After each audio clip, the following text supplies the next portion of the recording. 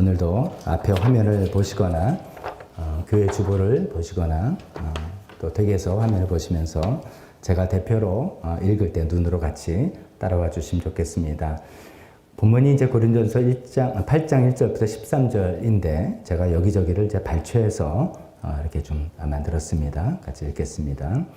우리는 우리 모두가 지식이 있는 줄로 알고 있습니다. 지식은 사람을 교만하게 하지만 사랑은 덕을 세웁니다. 우상에게 바친 고기를 먹는 일을 두고 말하면 우리가 알기로는 세상의 우상이라는 것은 아무것도 아니고 오직 하나님 한 분밖에는 신이 없습니다. 그러나 누구에게나 다 지식이 있는 것은 아닙니다. 어떤 사람들은 지금까지 우상을 섬기던 관습에 젖어 있어서 그들이 먹는 고기가 우상의 것인 줄로 여기면서 먹습니다. 그들의 양심이 약함으로 더럽혀지는 것입니다. 그러나 여러분에게 있는 이 자유가 약한 사람들에게 걸림돌이 되지 않도록 조심하십시오. 지식이 있는 당신이 우상의 신당에 앉아서 먹고 있는 것을 어떤 사람이 보면 그가 약한 사람일지라도 그 양심에 용기가 생겨서 우상에게 바친 고기를 먹게 되지 않겠습니까? 그러면 그 약한 사람은 당신의 지식 때문에 망하는 것입니다. 그리스도께서는 그 약한 신도를 위하여 죽으셨습니다. 이렇게 여러분이 형제 자매들에게 죄를 짓고 그들의 약한 양심을 상하게 하는 것은 그리스도께 죄를 짓는 것입니다. 그러므로 음식이 내 형제를 걸어서 넘어지게 하는 것이라면 그가 걸려서 넘어지지 않게 하기 위해서 나는 평생 고기를 먹지 않겠습니다. 아멘. 잠깐 기도하겠습니다. 하나님 아버지, 계속해서 고린도 교회에 있었던 일들을 가지고 또 우리 삶에 비춰보며 생각해 보기도 하라고 합니다. 하나님 지식 중요하지만 또 사랑이 더 필요하다는 것을 우리가 또 생각해 보며 이 말씀을 우리에게 주실 때 우리에게 맞는 현장, 우리에게 맞는 상황들을 다 기억나게 하시고 또 이 말씀을 듣고 그 상황에서 하나님 말씀과 하나님 뜻대로 살아갈 수 있는 저희가 되게 도와주셨기를 원합니다. 예수님의 이름으로 기도했습니다. 아멘. 자리에 앉으시기 바랍니다.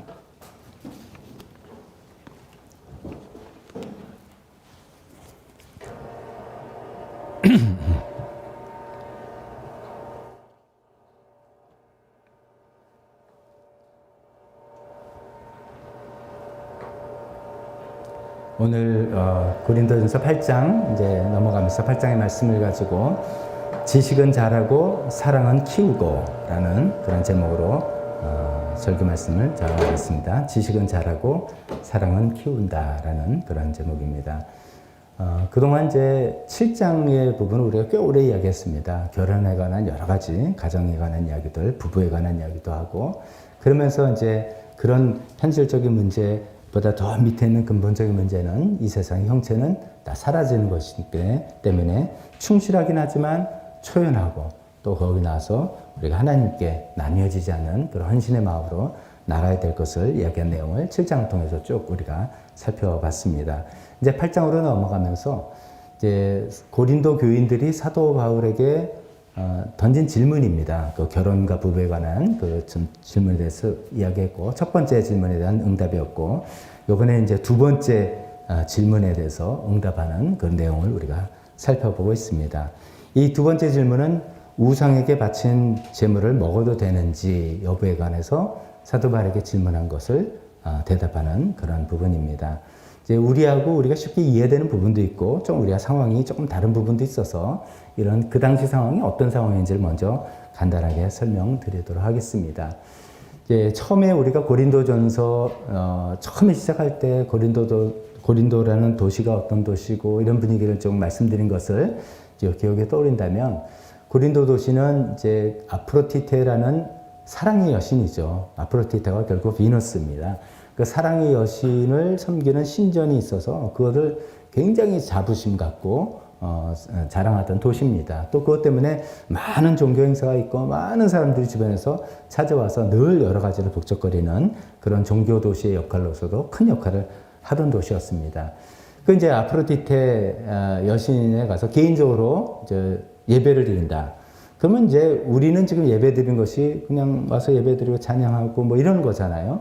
또 목장에서는 이제 일종의 예배인데 그것도 보면 뭐 같이 밥 먹고 나누고 기도하는 이건 굉장히 혁명적인 예배 방식입니다. 우리 고대에서부터 내려온 예배 방식이 하면은 옛날에는 전부 다 동물을 잡아서 죽여서 제사를 드리는 것이 예배 방식이었지 않습니까? 그러니까 이제 그 당시에도 이제 그런 것이죠. 괜히 이제 아프리티 때 자기가 믿는 신에게 바라는 것을 위해서 기도한다면 반드시 동물을 이제 어떤 동물인지 그런 건 자세히 저희가 모르죠. 유대인들에게 주어진 거는 레위기를 통해서 이제 이번 주에 여러분들 읽으실 텐데 자세하게 나와 있고 그들의 규정에 의해서 동물 잡아서 죽이고 뭐 일부는 태우고 또 일부는 제사장의 몫으로 줬겠고 나머지는 뭐 같이 이렇게 먹었던 것이죠. 개인 제사도 반드시 이렇게 같이 나눠 먹는 부분이 있다는 걸 제가 지금 말씀드리는데 개인 제사뿐만 아니라 때로는 이게 시 전체의 어떤 시 행사로 이런 종교 행사를 또 하지 않겠습니까? 그런 경우는 이제 뭐 제물의 숫자 규모가 뭐 굉장히 많은 거죠. 그거는 뭐 제사장이 먹을 분량은 뻔한 거니까. 그러니까 일부, 진짜 일부 드리고 나머지 모든 이 만약에 뭐 수십 마리를 잡았다. 그럼 이거 어떡합니까? 그것은 전부 다 우리 지금 한 정육점, 고기 가게로 이제 흘러가는 겁니다. 그래서 이제 제사 드리고 남은 그 고기들이 이제 마켓에서 이제 좋은 가격에 팔리는 것이죠. 그러면 시민들 입장에서는 신에게 제사 드린 고기니까 그 나쁜 고기는 안 쓸 거 아니에요. 그러니까 굉장히 좋은 양질의 퀄리티 있는 고기를 검증받은 것이고 그거를 싸게 살 수 있는 그런 제도죠. 그게 이제 시스템처럼 되어 있는 겁니다. 그러니까 이게 문제가 우상에게 바친 제물을 뭐 그렇게 접할 기회가 있겠나 싶지만 고린도 도시에 산다면은 고기를 내가 먹어야지 하면 거의 다 그거는 우상에게 바쳤던 고기가 마켓에게 이렇게 흘러나온 그런 고기인 현실인 것이죠. 현실이 이제 그런 현실이기 때문에 이 우상에게 신에게 바친 제물의 이 이슈라는 것은 누구에게나 해당되는 그런 이슈였던 겁니다. 그런데 이제 고린도 교인들 중 한 부류는 이런 교회는 도저히 우리가 먹을 수 없다. 내가 금방 예수 믿은 사람인데 예전에 나도 아프리카 때 신을 섬기면서 그때 뭐 희한한 분위기야 뭐 그 진짜 귀신 있고 우상 있고 뭐 그런 분위기에서 그 결국 그 신에게 다른 신에게 바쳤던 제물을 어떻게 내가 먹느냐. 그렇게 해서 그거는 못 먹겠다. 먹어서는 안 된다. 이렇게 생각하는 분들이 있었고 또 한쪽 부류는 아니 그게 무슨 상관이냐. 아니 결국 그거 다 잡신이고 그거 귀신 따발이고 진짜 하나님은 하나님 한 분밖에 안 계시고 그거 다 그때 우리가 그 없는 건데 그런 거라고 잘못 생각해서 했던 거고 음식 하나님께서 축복하시는 거니까 괜찮다라고 하는 부류가 있었던 겁니다. 여러분 짐작에는 이제 먹으면 안 된다 부류와 먹어도 된다 부류 어디가 그 고린도 교회 당시에 좀 힘이 셌던 것 같습니까? 먹어도 된다 했어요. 먹어도 된다. 왜냐면 이제 고린도 교회는 이제 1장부터 쭉 살펴보니까 이분들이 꽤 지식파 뭐 이렇게 좀 이런 분들이 많잖아요. 그래서 지식으로 교만해졌다 이런 얘기를 하는 것처럼 굉장히 뭐 이렇게 좀 뭐랄까 지적이라고 그래야 되나요? 뭐 하여간 그런 분들이 좀 대세였던 것 같습니다. 그러니까 이제 그분들이 그럼 먹어도 되는 거야. 난 가서 먹을래. 그거 싸고 좋더구만. 그리고 내가 가서 먹는데 누가 뭐라 그래. 성경에 써 있어. 뭐 이런 식으로 해서 당당히 먹는 거죠. 근데 그 모습을 보고 이제 막 갓 예수님 믿거나 여러 가지 다른 이유 때문에 그건 아니지 않나 이런 분들이 막 힘든 거죠. 그런 상황에서 이 이슈를 질문했을 때 사도 바울이 대답을 해주는 내용이 8장 우리가 읽은 그 본문입니다. 이 본문에서 방점은 사랑을 키운다에 있습니다. 그러나 먼저 지식이 자라야 된다는 부분을 우리가 또 간과할 수 없기 때문에 이 부분을 먼저 말씀드리려고 합니다. 그래서 첫 번째 우리가 생각해야 될 것은 지식은 자라야 한다 이거죠. 신앙적인 지식, 진리, 성경의 진리 이 내용을 우리가 자라야 되는 것이죠. 그래서 진리가 우리를 자유케 하는 것이라는 그 내용을 말씀드립니다. 오늘 본문은 여기서 이제 두 가지 지식에 대해서 이야기하고 있는데 하나는 하나님에 대한 지식입니다. 하나님에 대한 지식. 그래서 4절에 이렇게 얘기합니다. 세상에 우상이란 것은 아무것도 없고 오직 하나님 한 분밖에는 신이 없습니다. 오직 하나님 한 분밖에는 참 신이 없습니다. 이런 뜻이겠죠. 이게 오늘 마스크 쓰는 이 상태만 아니라면 여러분 한번 따라해 봅시다. 이렇게 좀 하려고 저도 써봤는데 보니까 마스크 썼지. 그래서 속으로 한번 따라해 보세요. 오직 하나님 한 분밖에는 속으로요. 참 신이 없습니다. 이거를 이제 믿어야 붙드는 거. 이게 하나님에 대한 지식이라는 것이죠.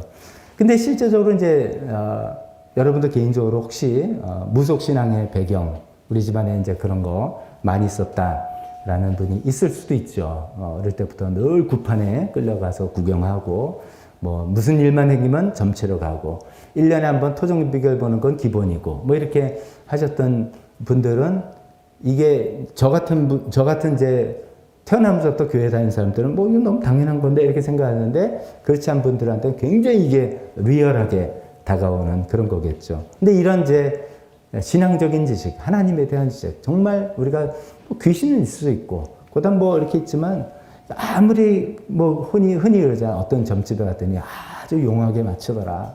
그래서 우리가 길흉화복을 예방하려면 그거 와서 복채주고 뭐 하면 되더라. 뭐 이런 일이 있을 수 있다 하더라도, 만약에 있다면 그건 다 귀신의 역사들이고 아니면 교묘한 심리 조작일 뿐이지, 진짜 하나님, 우리가 믿고자 할 하나님은 우리 여호와 성경에 나온 하나님 한 분밖에 없다. 이 내용에 대해서 우리가 든든하게 붙들어야 되겠다는 말씀이죠.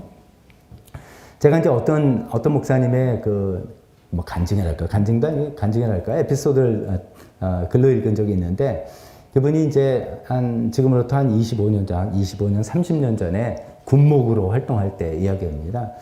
군목으로 활동할 때 그 가막산, 혹시 아세요? 가막산이 그 당시 저쪽 파주 쪽으로 가는 그 산인 것 같은데, 그 당시에는 가막산이 계룡산 못지않게 잡신과 뭐 우상 섬기는 게 아주 드글드글했던 곳이었다 그럽니다. 근데 거기 이제 당시 이제 부대가 거기 있었는데, 부대에서 이제 어떻게 하다 보니까 이제 진지도 좀 보수를 해야 되고, 그 다음에 병사들의 막사를 개축해야 될 일이 생긴 거예요.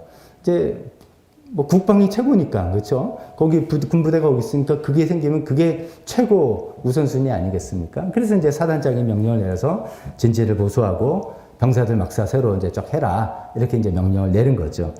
그러니까 이제 산에서 이제 공사를 해야 되니까, 이제 평소에 그 산을 드나들던 무속인들에게 이제 출입금지, 뭐 민간인 출입금지 이런 거 있잖아요. 그런 걸 이제 딱 붙여놓고, 그 다음에 어떻게 지형을 살펴다 보니까, 그 옹달샘이 이제 위에 하나 있는데, 그 옹달샘을 막고서 거기서 뭘 공사를 해야 될 형편이었나 봐요. 그래서 옹달샘을 이제 막고, 민간인들, 특히 무속인들 출입금지 이렇게 딱 이제 조치를 취한 거죠. 그랬더니 무속인들이 난리가 난 거래요. 난리가 나서 이제 뭐 요즘 같으면 분명히 이제 뭐 청와대 앞에서 1인 시위하고 뭐 그럴 겁니다. 근데 이제 반대하고 뭐 그러는데, 거기서 한 무속인이 소대장을 딱 찾아와서 딱 협박성 경고를 한 겁니다.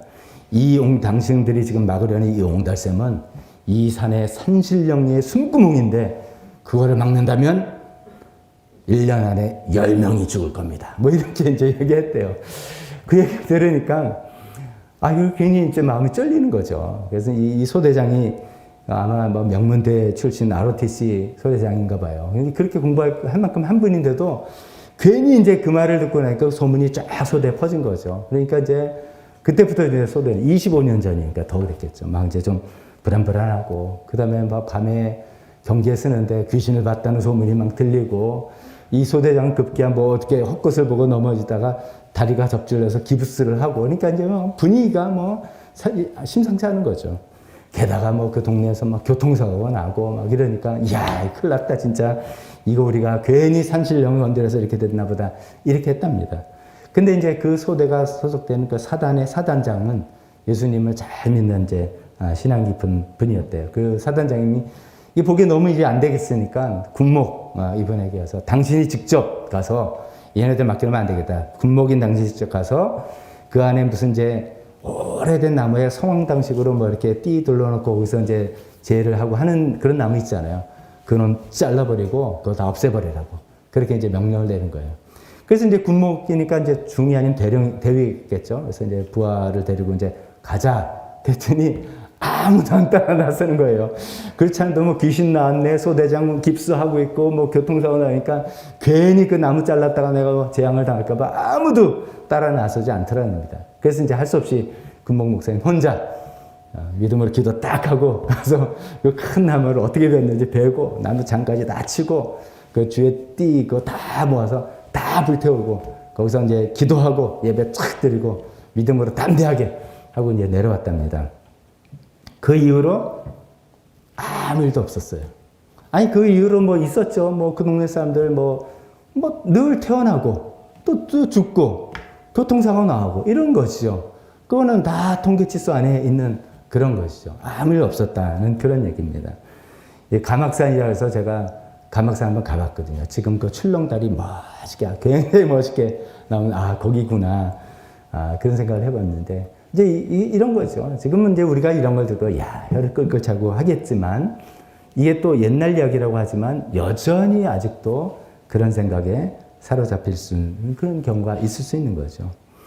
우리가 귀신에 매여서, 우상에 매여서 살던 관습, 전통, 혹시 그런 문화 있다면, 우리 시간에 다시 한번 깨끗하게 정리합시다. 하나님에 대한 올바른 지식, 세상의 우상이라는 것은 아무것도 아니고, 우리가 만든 우상, 우리가 욕심을 때 만들고, 전통에서 만들고, 그런 문화를 통해서 만드는 것 뿐이고, 거기 어떤 귀신의 역사 있지만, 하나님만이 참신이고, 모든 건 잡신이고, 귀신.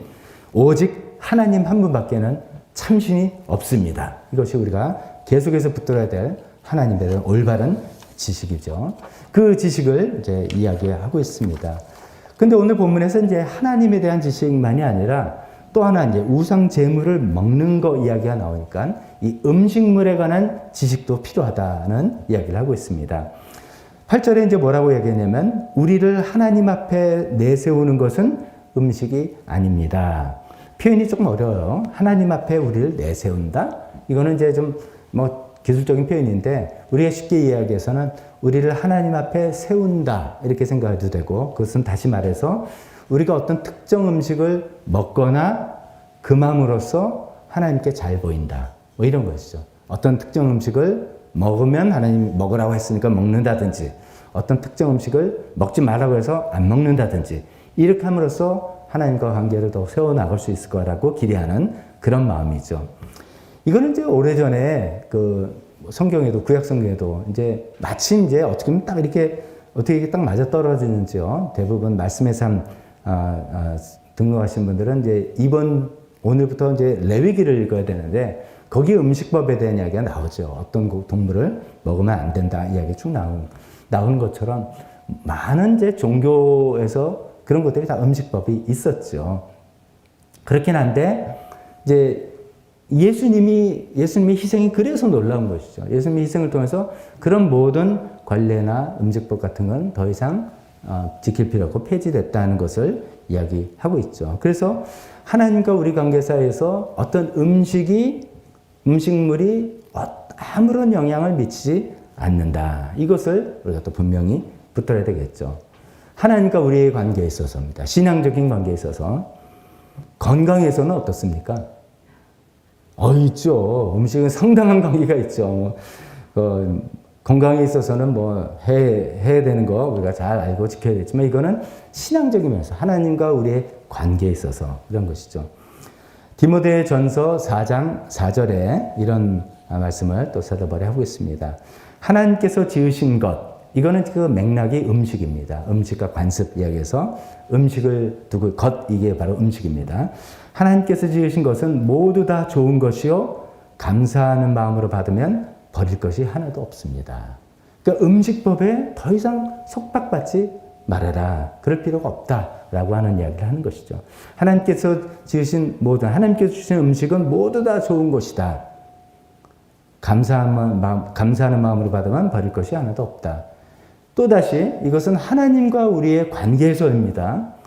그러니까 담배도 다 좋은 거래요. 감사한 마음으로 피면은 좋은 거래. 이렇게 억지 해석을 하면 안 되죠. 이거 마약? 이것도 결국 자연에서 나오는 음식 아닙니까? 이렇게 생각하면 안 되고 하나님과 우리의 관계에 있어서 모든 것은 음식을 어떤 걸 먹어야 되고 먹지 말아야 되고 이런 것이 없다라는 그런 말씀을 하고 있습니다. 이런 지식이 하나님에 관한 그런 지식 또 음식에 관한 이런 지식 다시 말해서 진리가 우리를 자유하게 한다는 것이죠. 진리가 우리를 자유하게 되죠. 우리 신앙생활은 어쩌면 예수님을 믿을수록 더 점점점 자유하게 되는 생활입니다. 잘못하면 신앙생활을 하면 할수록 점점점 뭐가 속박돼서 뭐도 못하고 뭐도 해서는 안 되고 그래서 그런 이제 그런 오해 때문에 나 예수 안 믿어. 예수 믿으면 꼭 일요일 날 그 오전 시간을 내가 뺏기는 거잖아. 예수 믿으면 뭐 시간을 뺏기는 거고. 이렇게 속박이라고 생각하는데 아닙니다. 엄청난 자유가 우리 안에 있는 것이죠. 오늘 본문은 이제 하나님에 대한 지식과 음식에 대한 지식 이야기를 했는데 저는 이제 제가 몇 번 말씀드린 것 같은데 제가 이제 어릴 때 신앙생활 할 때는 한국교회가 대부분 나쁜 의미라고 말하기는 뭐하지만 좀 굉장히 율법주의적인 그 분위기가 좀 많았습니다. 성경을 제가 지금 생각해보면 좀 지나치게 확대 해석한 그런 부분들이 좀 있었죠. 또 특히 제가 소속된 교회가 또 그래서 보수적인 교회라서 그런지도 모르겠습니다. 그래서 주일날 절대로 돈을 쓰면 안 됐습니다. 주일날 돈 쓰는 건 죄다. 이렇게 아예 배웠습니다. 주일날 교회에 오는 돈 쓰는 거 외에 다른 걸 사 먹거나 큰 죄예요.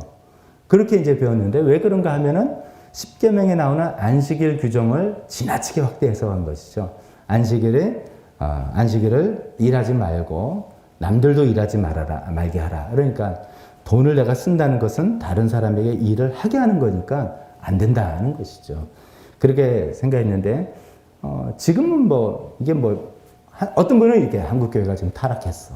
그때 그랬어야 되는데 한국교회가 지금 완전히 느슨해져 가지고 이렇게 이제 보시는 분도 있죠. 견해에 따라서. 근데 저는 그렇게 생각하지 않습니다. 그거는 안식일 규정에 대한 지나친 확대 해석 때문에 그런 것이다라는 생각이죠. 우리가 안식일 날 하나님께 예배드리고 안식일이 주일된 것도 아니죠. 정확히는. 우리가 주일날 모이는 것은 왜 모인다 그랬죠? 부활을 경축하기 위해서. 예수님의 부활을 경축하고 부활에 주일날 모일 때마다 그 부활에 참여하는 것이죠. 예수님께서 부활하신 날이 이 날이니까 그런 것이죠. 그러니까 안식일의 어떤 의미는 이어받았지만 안식일 규정을 지키는 거하고는 조금 거리가 있는 것이죠. 그러니까 안식일 규정을 우리가 그대로 문자대로 지키는 그런 건 아니다라는 것이죠. 예를 들어서 그때 옛날에 저희 삶이 약간 속박이 됐다면은 지금은 그렇지 않고 자유롭게 돈을 쓰면서 하나님을 위해서 사용할 수 있고 여러 가지로 그거를 긍정적으로 사용할 수 있기 때문에 신앙생활은 올바르게 하면 할수록 올바른 진리를 우리가 알면 할수록 우리 삶은 속박과 구속이 아니라 자유와 평강과 그런 것이다 하는 것입니다. 제가 여러분들의 목사로서 어떻게 보면 여러분들 신앙을 인도하는 어떤 책임자로서 갖고 있는 걱정 중에 하나는 어떤 분이 신앙생활을 잘하고 있어요. 우리가 이제 신앙생활 잘한다는 것은 이제 있을 거예요. 어떤 모습이 있지 않습니까? 신앙생활 잘 하시는데 왜 저분이 저렇게 신앙생활 잘 하시는가를 이렇게 살펴봤더니 두려워서 벌 받을까봐. 그러니까 예대로 안 하면 하나님께 벌 받을까봐. 두려움이 기반이 된 어떤 신앙생활이라면 초창기에는 가능합니다. 초보자 신앙에서는. 그건 괜찮습니다. 그렇게 할 수도 있겠습니다. 그러나 그분이 계속 신앙생활을 했음에도 불구하고 어떻게 모범적으로 생활하는 그 이유가 이렇게 안 하면 벌 받을까봐라는 두려움이 있다면 굉장히 안타까운 것이죠. 그거는 하나님과 관계가 성숙하지 못하고 건강하지 못한 것이죠. 또 반대로, 그 두려움의 반대는 뭐냐면 복 받으려고. 저분이 왜 이렇게 열심히 하나 봤더니 결국은 복 받으려고. 그것도 이제 이 현세의 복이죠. 이걸 받으려고. 똑같습니다. 동전의 양면입니다.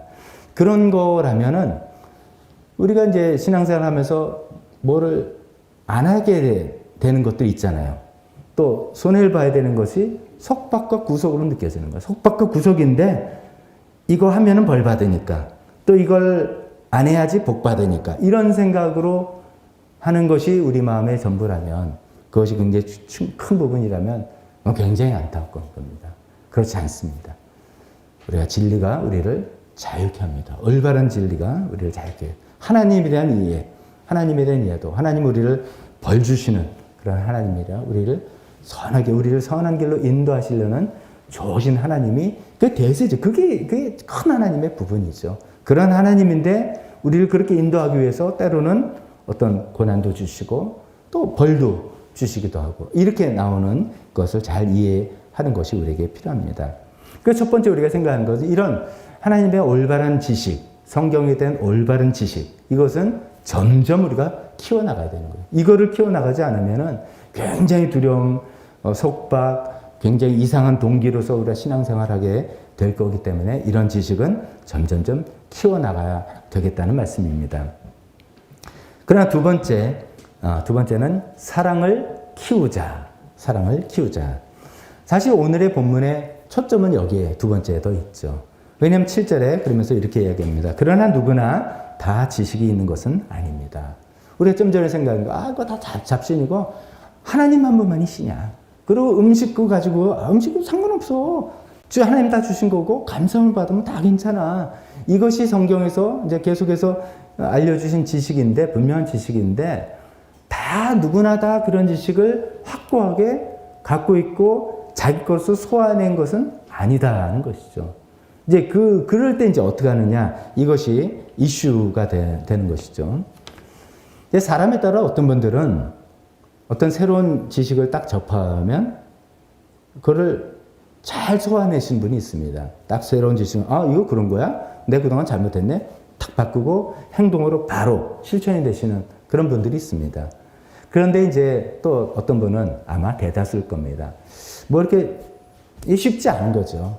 이전에 이전에 알던 대로 내가 생활 습관이 돼 있고 또 생활 습관이 돼서 좀 고치기 어려운 것도 있지만 또 이런 거 있습니다. 이전에 지식 알던 바에서 내가 살아왔던 어떤 경험들이 내 감정과 정서에 다 기억이 돼 있잖아요. 그러니까 이제 지금은 새로운 말씀과 지식을 통해서 그건 뭐 그럴 필요 없어 라고는 알아도 내 마음속에 정서에 기억이 돼 있으면 몸이 그냥 반응하는 그런 거죠.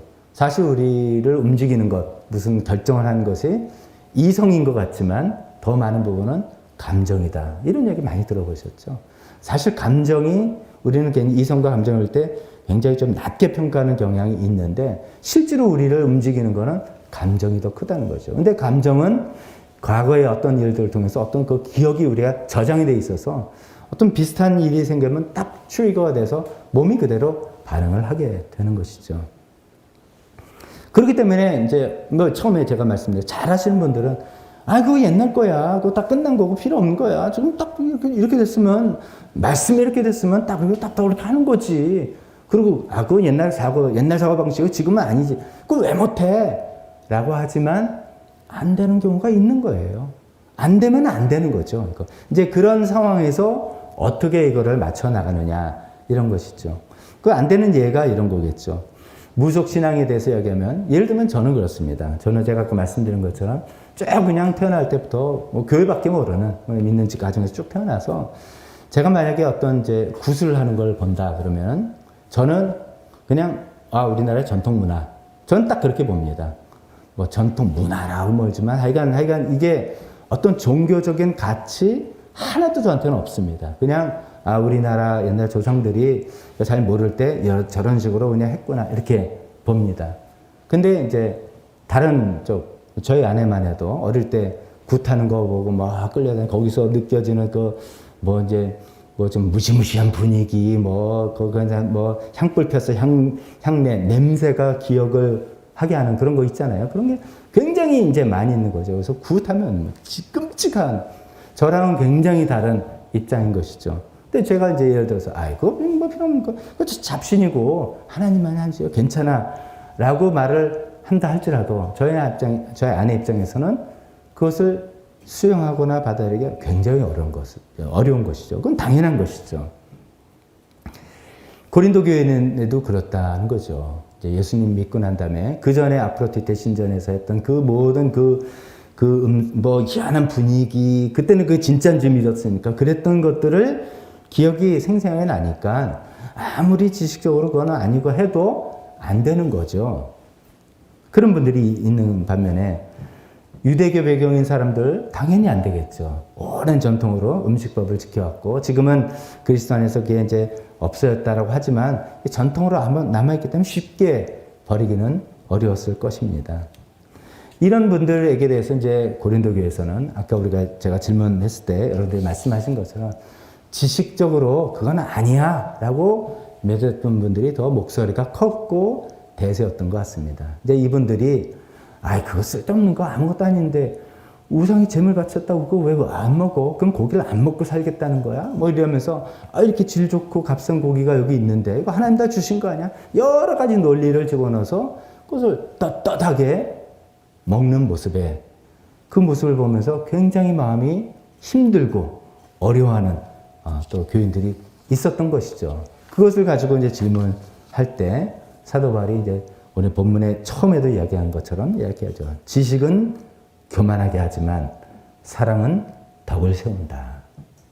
지식이 무조건 교만하게 만드는 건 아니겠죠. 그냥 지식은 교만하게 되는 성향이 있는 거죠. 지식만 가지고 있으면 교만하게 되는데 사랑은 덕을 세운다는 거죠. 여기서 오늘 본문에서 사랑이란 단어는 우리 또 정의를 잘 내야 되겠습니다. 핑크빛 뭐 이렇게 I love you 하는 사랑이 아니라 남을 배려하는 것이죠. 약한 자를 배려하는 마음. 약한 자의 어떤 상태와 상황을 이해해보려고 애쓰고, 이해 안 되지만 이해해보려고 애쓰고 그것을 막 배려하려는 마음, 그걸 사랑이라는 단어로 표현하고 있습니다. 더 나아가서 그것을 배려하기 위해서 자기가 당당히 누릴 수 있는 권리와 자유를 내려놓는 것, 거기까지 내려가는 것, 그것을 사랑이라는 단어로 표현하고 있습니다. 그런 사랑이 덕을 세우고 사람을 세우지 않느냐, 이런 말입니다. 흔히 말해서 이제 이러죠. 아무리 맞는 말 하면 뭐하냐 이거죠. 그 맞는 말에 독침을 힘입받고 그 사람 죽어버렸어요. 그러니까 내 말이 맞지? 했는데 그 사람 죽었어요. 내 말이 맞는 말을 막 논리를 펼치는 바람에 팡팡팡팡 독침을 받고 이미 죽으면 소용이 없잖아요. 그러니까 남들 배려하고 나의 자유와 권리도 필요하다면 내려놓는 그런 사랑이 중요하다라는 이야기를 하고 있습니다. 그러면서 이제 일단 우리가 성경을 본문으로 기본으로 해야 되니까 좀 상황을 조금 설명하겠습니다. 약한 사람에게 걸림돌이 된다는 표현을 하면서 10절에 좀 묘한 표현을 했습니다. 양심의 용기가 생겨서 나쁜 짓을 하지 않겠느냐 식으로 되어 있는데 10절에 이렇게 되어 있습니다. 지식이 있는 당신이 우상의 신상에 앉아서 먹고 있는 것을 어떤 사람이 보면 그가 약한 사람일지라도 그 양심에 용기가 생겨서 우상에게 바친 고기를 먹게 되지 않겠냐. 그러고 난 다음에 결국 망하게 된다. 이 양심에 용기가 생기는, 이게 좋은 거 아닙니까? 양심의 용기가 생기는. 우리가 이제 얼핏 그렇게 생각하는데 이게 안 좋은 의미로 이야기했다는 거죠. 그럼 어떤 상황일까? 이걸 생각할 때 이런 상황인 것 같습니다. 이제 예를 들어서 어떤 분이 여기 하나님에 대한 올바른 지식 갖고 있고 음식에 대해서 올바른 이해를 갖고 있어서 자기는 그 안에 자유함을 갖고 있는 거예요. 뭐 까짓 건 괜찮고 다 잡신이고 다 가짜고 그 음식 하나님 주신 거 감사하면 먹으면 돼. 분명히 있어가지고 그분들이 근데 어쩌면은 이제 다수이기도 하고 교회 지도자급인 사람들이 있어요. 그분들이 우상의 신상에 그냥 가는 거예요. 가서 거기서 딴 사람이 제사 드리는데 그냥 친구니까 친구 제사인데 참되어서 제사 드리고 같이 음식 나눠 먹는다 했잖아요. 거기서 떳떳하게 먹고 마시는 거예요. 그래서 속마음으로 야 이거 다 가짜야. 이거 나 없는 거야. 그냥 나는 하나님 주신 음식 먹는 거야. 이러고 있는 거예요. 그분은 괜찮은데 그 모습을 옆에서 끌려 같이 간 다른 교인 이분은 이 이슈가 아직 자신이 없는 거예요. 마음속으로 찝찝하고 확신도 없고 심정적으로 여전히 하면 안 되지 하는 분인데 아니 여러 사람이 그거 가니까 우리 교회 여러 사람이 가고 또 보니까 뭐 집사님도 가고 막 그러니까 갑시다. 괜찮은 거예요. 갔으니까 이렇게 갔다가 이러면 안 되는데 하면서 자기는 이제 분위기상 이렇게 먹게 된 거죠. 이제 어떤 일이 생길까요? 먹고 난 다음에 한편으로는 집에 와서 너무너무 마음속 괴로운 거죠. 그거 하면 안 되는 거였는데. 나 이거 뭐야? 막 심한 자책감, 후회 막급해서 결국 그 영혼이 피폐해지는 거죠. 자기가 스스로 용서가 안 되고 막 그런 거죠. 또 한편으로는 이게 더 문제입니다. 자기가 이제 처음에 끌려갔을 때는 속 찝찝한 거예요. 속으로 찝찝했는데 이거 먹으면 안 되는데 뭐 이렇게 했는데 막상 이렇게 분위기 끌려서 이제 먹었단 말이에요. 그래서 먹고 난 다음에 내가 속이 최악이라도 하겠지 했는데 멀쩡한 거예요. 아무 일도 없어요. 기분이 좋아 오히려. 그러니까 먹어도 되는 거네. 근데 이제 먹어도 되는 거에서 끝나는 게 아니라 문제는 마음이 이렇게 찝찝한데도 내가 그냥 해도 아무 일이 없네. 이게 문제인 거죠. 그래 여러분 생명의 삶에서 다 공부하셨죠. 죄의 정의에 대해서 할 때. 마음의 찝찝함, 마음의 부담, 이게 성령님께서 우리를 다루시는 방식이라고 우리 말씀드렸지 않습니까? 그러니까 성령님께서 왜 다른 사람은 몰라도 너는 안 돼 라고 하셨는지 모르죠. 그래서 마음에 찝찝함이 생겼는데 그거를 무시하고 먹었단 말이죠. 그러면 그 다음에 정말로 위험한 어떤 일들을 하는 성령님께서 또 마음에 찝찝함으로 하지마 경고를 주는데 지난번에 그거 먹었는데도 상관없대, 맛만 좋대 라고 해서 양심의 용기가 생겨서, 이게 뜻입니다. 그러니까 우리식으로는 간땡이가 부어서 이런 뜻이겠죠. 양심의 용기가 생겨서 해버리는 거예요. 그러다가 바늘도둑이 소도둑되고 큰 일을, 하나님께서 그렇게 경고하신데도 큰 일을 당하게 되는 그 길을 열어주고 있다는 거예요. 당신 지식을 갖고 있는 당신의 그 행동 때문에 그걸 사랑으로 덮지 않기 때문에 이 형제를 그렇게 해서 망하는 길로 가게 하고 있다라는 그런 얘기를 하고 있는 것입니다. 그래서 결국 예수님께서 위에서 죽은 그 형제를 망하게 하는 얼마나 무서운 일이냐. 그래서 자기 권리, 자기 자유를 행사하다가 형제자매를 망하게 하는 그런 일이기 때문에 조심해야 된다라는 그런 얘기죠. 그래서 사도 바울은 오늘 내용을 하면서 13절에 이런 결심으로 말을 했습니다. 그러므로 음식이 내 형제를 걸어서 넘어지게 하는 것이라면 그가 걸려서 넘어지지 않게 하기 위해서 나는 평생 고기를 먹지 않겠습니다. 나는 지식보다는 사랑을 택하겠다. 나는 지식 충분히 있다. 맞다. 아무 상관없는 거다 사실은. 그렇지만 나는 사랑을 택하겠다. 약자를 배려를 택하겠고 나의 권리와 자유를 내려놓는 그런 것을 택하겠다. 라고 하면서 이 사랑을 이제 고린도전서 13장에 길게 여러 가지 설명을 하고 있는 것이죠. 자, 이런 이제 상황인데 우리 예로 좀 넘어가 보겠습니다. 세 번째로는 우리 예로 넘어가는데 우리는 이제 우상잼을 한때 우리 사회에서도 또 교회 내에서도 이제 제사제도에 대해서 굉장히 민감한 이슈가 됐었습니다. 근데 지금 제가 느끼기에 우리 교회 내에서는 제사에 대해서 막 그렇게 막 민감한 분들이 거의 많지 않으니까 이런 거는 또 시대적으로 많이 변했어요. 그래서 이거는 좀 덜 중요한 건데, 그런데 이제 여전히 술 문제는 여전히 좀 우리가 이슈가 되고 몇 번 말씀드렸지만 이야기를 한번 해볼 필요가 있겠다 생각합니다. 그래서 술 이슈를 잠깐 이야기해 보겠습니다. 우리나라에서 술 하면 이게 이제 서양에서 술하고 또 좀 다른 것 같아요, 문화적으로. 용어가 다릅니다. 서양에서는 술을 반주라고 하죠. 그러니까 곁들여 먹는다. 그 고기나 이렇게 먹을 때 반주, 곁들이는 건데, 우리는 안주죠, 안주. 그러니까 음식이 안주죠. 술이 주고 음식이 안주. 우리가 되는 굉장히 다른, 술 마실 때 그냥 뭐 기분 한 잔 이런 것도 있지만 뭐 되게 그렇죠. 술 마실 목적이 이제 좀 뚜렷합니다. 술 좀 취해서 좀 이렇게 기분 내려고 하는 굉장히 이제 다른 그런 입장이 있는 것이죠. 우리나라 뭐 제가 이런 부분 잘 몰라도, 목사라 잘 몰라도 제가 이제 아는 경험이 되겠죠. 술 때문에 폐가 망신한 집안이 얼마나 많은가. 뭐 나라적으로. 그렇죠.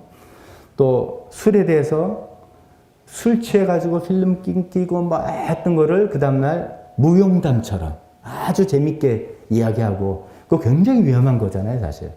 굉장히 위험해서 뇌진탕 걸려 죽을 수도 있는 것이고, 그 필름 끊긴 상태에서 무슨 악행을 저질러서 자기 기억을 못 하는 건데, 그걸 낄낄대면서 그 다음날 뭐, 그랬다. 과장님도 그러셨어요. 뭐 이야기하는 그런 사회이고. 술과 부정, 부패, 범죄 거의 늘 같이 가는 그런 우리 사회이고. 술이 음주에 너무나 관대해서 음주를 한 사람은 또 모르겠지만 그것 때문에 피해당한 사람의 피해는 확보되지 않는 그런 우리 사회이지 않습니까? 우리가 최근에 다 이런 것들 조금씩 바로 잡혀 나가는 것 같지만 좀 마음 아픈 거죠. 미성년자 성폭행을 했는데도 그 사람이 주취 감형이라는 걸 받습니다. 이 사람이 만취 상태에서 한 거기 때문에 감형을 해주는 거예요. 상당히 피해자 입장에서는 피가 끓는 일입니다. 근데 주취 감형 이런 게 있고요. 뭐 음주운전하는 상태에서 피해를 당해서도 저 사람이 만취 상태에서 그랬기 때문에 감형을 받는다 이거죠. 그래서 최근에 19년도에 비로소 그런 걸 좀 뭐 윤창호법 이런 걸 통해서 바로 잡히는 조짐이 있지 않습니까?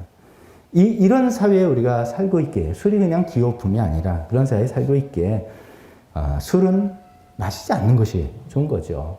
그런 건데 이제 소위 이제 지식에 의하면 그렇습니다. 지식에 의하면 성경에 술 마시란 말이요. 술 마시지 말란 말이 어디 있냐? 맞습니다. 술 마시는 건 죄다. 이런 구절 없습니다. 또 술도 음식 아닙니까? 맞습니다. 예수님 포도주 마시지 않았습니까? 맞습니다.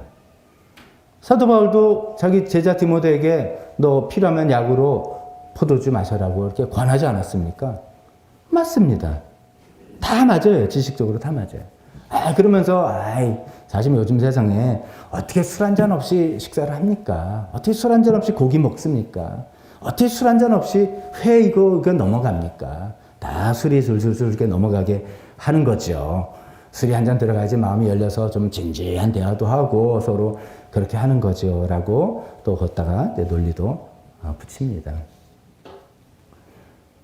우리가 보통 이제 나는 술을 마시지만 취하지는 않습니다.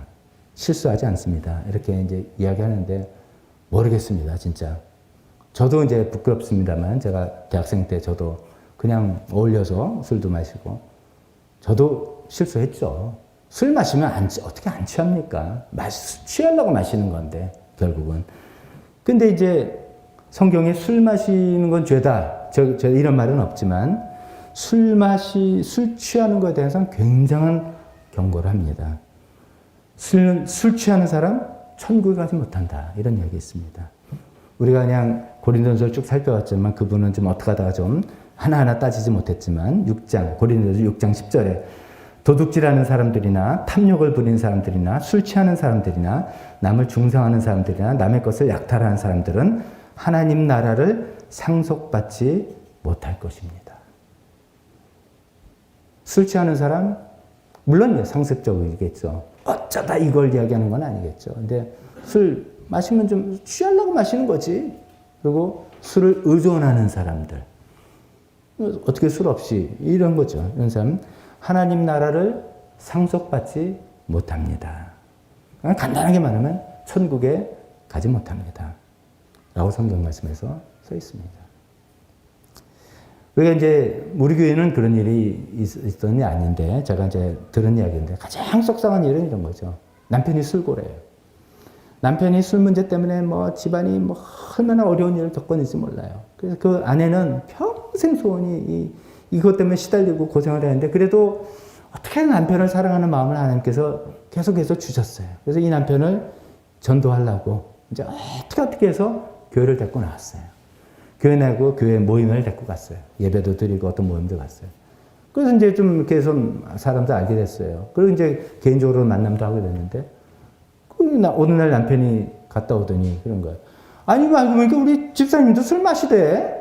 술 마시는 거 괜찮대. 다들 마시는구만 알고 보니까. 아니 술 굉장히 마실 수 있습니다. 그렇죠. 그럴 수 있죠. 우리가 지식에 의하면 그럴 수 있죠. 그렇지만 적어도 이 여자분에게 있어서는 정말 그 영혼을 망치는 길이 된 것이죠. 집사님이 술 마시대 이런 거. 사이에서 이런 얘기를 들었습니다. 요즘은 회식 분위기가 많이 없어졌지만 이 술 마시는 문제로 고민하고 있는데 이제 임원분들이 괜찮아 나도 장로야 라고 하면서 오히려 술을 권한다. 마실 수 있습니다. 개인적인 선택입니다. 이건 지식적인 부분입니다. 근데 우리가 지금 생각하는 이 사랑입니다. 사랑. 이 사랑을 우리가 행사하지 않는다면 주변의 영혼을 망치게 된다는 거잖아요. 그거를 우리가 고려하고 배려하지 않을 수 있게 되는 것이죠. 이게 조금 다른 방향인지 모르지만 우리 교회 집사님들이 아까 제가 이제 그 전도해가지고 했던 그 여자분 부인분 이야기 한 것처럼 우리 교회 집사님들이 밖에서 너무 쉽게 알고 보니까 저분은 술을 마시는 분이야. 우리 술을 권하는 사람이야. 주당에 앞장서는 사람이야. 이렇게 되는 내용을 제가 알게 되면 제가 시험 될 것 같습니다. 아니 내가 저런 분을 우리 교회 집사로 세웠단 말인가. 다른 사람 시험보다도 제가 시험 될 것 같아요. 내가 집사 교육을 제대로 못 시킨 거 아닌가? 우리 교회 집사님 때문에 주변에 있는 영혼이 망치게 되는데 나는 그냥 이걸 방관하고 있는 건가? 저를 시험 들게 하고 저를 실족하게 하는 겁니다. 우리 예수 믿는 사람은, 크리스찬들은 뭔가 세상과는 다른 모습이죠. 뭔가 다른 모습. 그것은 일요일 날 교회 온다는 그 모습만은 아닙니다. 우리 삶이, 우리 가치관이, 우리 생활 모습이 다른 것이죠. 사실 그렇습니다. 술 한잔 들어가면 마음이 여유가 생겨서 속마음도 이야기하고 다 하죠. 저도 다 알죠. 그렇지만 그거 없이도 거기에 대한 해악과 폐해가 너무 많기 때문에, 또 우리 사회에서 아직도 그렇죠. 예수 믿는다 그러면 저 사람 술을 안 마신다. 이게 사회 통념이죠. 아직은.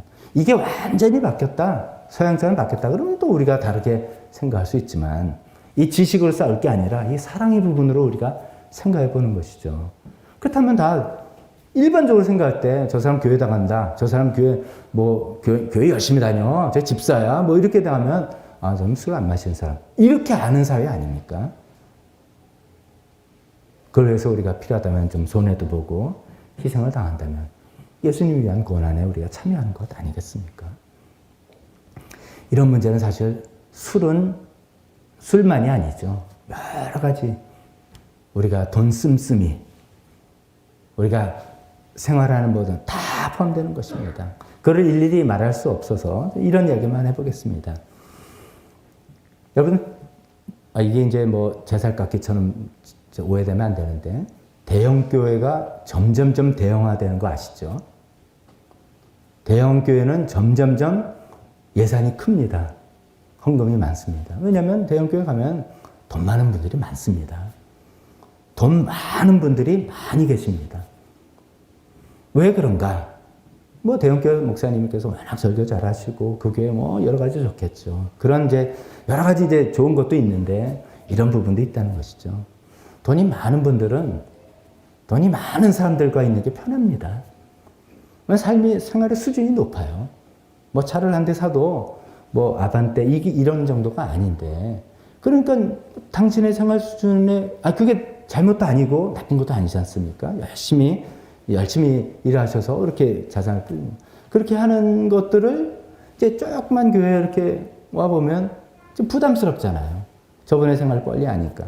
그러니까 그런 거 부담스러우니까 나 좀 편하게 이런 거 마음대로 이야기도 하고, 마음대로 또 정보 나누고, 마음대로 서로 돈 받고 하는 커다란 대형교회를 선호하는 것이죠.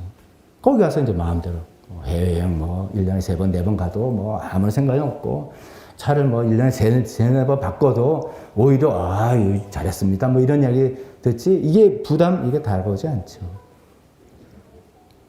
그런 면도 있습니다.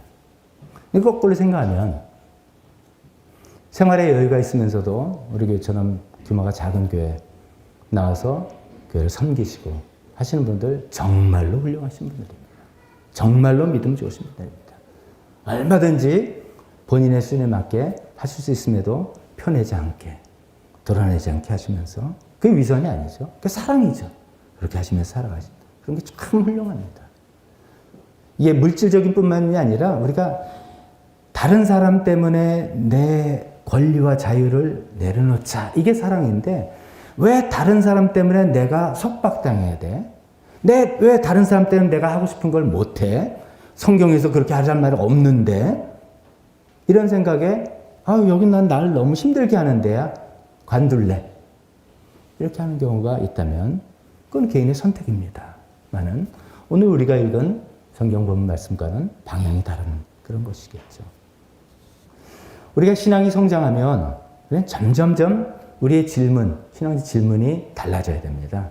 처음에는 이게 죄인가 아닌가 입니다. 성경이 죄라고 했나 아닌가, 이거를 이제 처음에는 관심 갖게 보는 그런 단계로 시작합니다. 그래야 되죠.